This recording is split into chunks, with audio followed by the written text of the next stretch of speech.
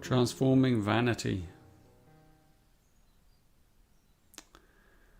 This one is very hard for human beings to understand. Most of us don't like to think of ourselves as vain. We think of vain as, something really someone really selfish, self-centered, who does things only for themselves. And yet vanity is actually probably one of the most subtle energies that there is, that undermines our life. And it takes some searching, in a way, for you to really contact your own vanity often. And what we're doing here is we're really looking into the human mind. The human mind sees things in terms of left and right, in terms of right and wrong, in terms of opinion, in terms of, black and white, male and female. And any time you take one of those sides, you've been caught by vanity. Even if you really believe you're right, you've been caught by vanity. And that doesn't mean to say that you can't have opinions and ideas and all of that stuff. Of course, we are human. And yet what we need to do is to discriminate, to be able to look at our own mind and to see, to be able to discriminate that if we get hooked, it's when we won't give up our position in some way. We won't not so much give it up as we won't see it from the other side. So empathy becomes really important, because you need to be able to see the opposite side and to be able to look at another person who you perhaps don't understand why they are that way, and maybe you dislike them, and then really feel into that person and sense, or find out even, well, what is it? What is their reality like? And why are they so different from me? And how have they become like that? This is the art of discrimination, to be able to understand someone, to be able to kind of realize that your way is just one way. And there are so many countless other ways. And none of them are right or wrong, ultimately. Even the ones that seem really difficult or corrupt or whatever, they're not wrong either. They're just ways. And we all learn from the different ways that we move through life. So vanity is about separation. It's about seeing yourself separate from another. And the moment that you realize that's what you're doing, then that separation starts to dissolve, and then you become accepting of others, and you open to others. And then we start to see what's hidden in this impulse of vanity. And ultimately where it's moving towards is moving towards purity. And purity is of the heart. Purity can never really be mental, because the mind sees in left and right. But the heart knows through love. And the heart is the child inside us. The child's heart is pure. And we never lose our pure child's heart. Never. You may think you've lost it. You may have done terrible things.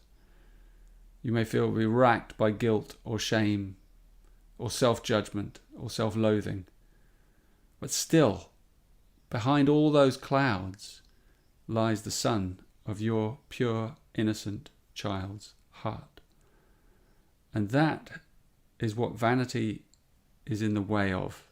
Vanity conceals that heart, because we get lost in the ways of the mind, in the beliefs and the structures and the opinions and the thoughts and the words of the mind.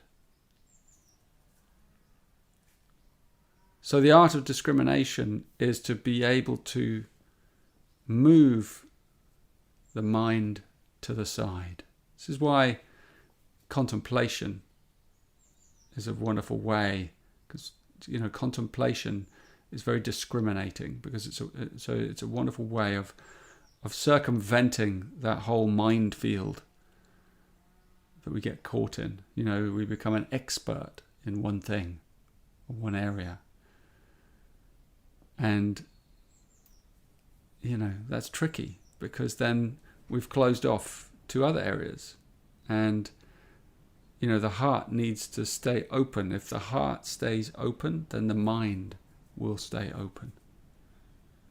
So think about these things, you know, and think about yourself and your own journey in life, and maybe you'll come to realize that you are quite vain, and there's not really much you can do about it. This is the thing about vanity, is like, it's so subtle and sneaky. You know, you can think you really like, you know, pulled out the weeds, but that's just vanity again. It's like, oh, I'm pure, I'm clean, you know.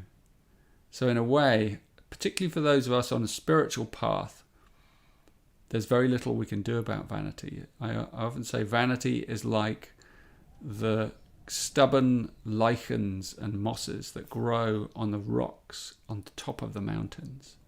So even when we've gone really, really high and pure in our awareness and in our search, still up there, vanity is one of the last things to let go of us. And that is exactly what it is. It lets go of us.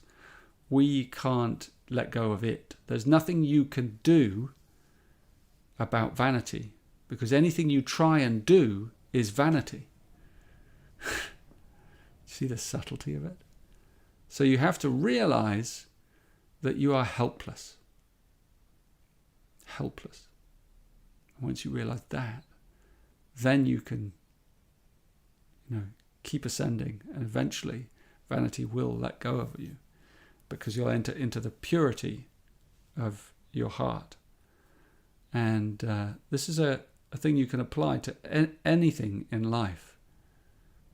You know, whatever problem you're facing, see the levels and the ways in which you're facing it. See how you're looking at it through your mind, and see if you can uncover that vanity that's only looking at it in one way. And this is the way it is, and this is the way I see it, and this is how it has to be. And you can keep that way, but you need to be able to see other ways. You know, and you need to be able to, you know, understand them to some degree, so that you're not just a victim of this only one view. Then you can begin to hold your own way less tightly. And then you begin to feel more freedom. And then you begin to feel that open heart again, coming open. You know, because the mind is the thing that closes the heart. You know, the way we see life, the way we see ourselves, the way we see others, it's all vanity.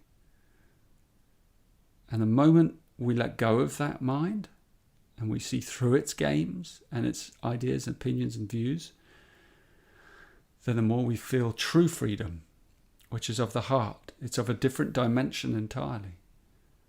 You know, and then that heart becomes the means by which we move through life. And the mind then moves in service of the heart, instead of being the leader and the heart struggling to run behind and keep up. You know, and being and you know, the magic of the heart being lost. So consider these things, and consider your own pure heart that you can never lose touch with. And it's a great discipline to each day, perhaps when you wake up, tune into the purity of the little boy or the little girl and their dreams and their love in your heart that still beats that purity. And then you can fan the flames of that heart, and it can become bigger and wider and more connective to all things, to all beings, and the vanity will just drop away on its own.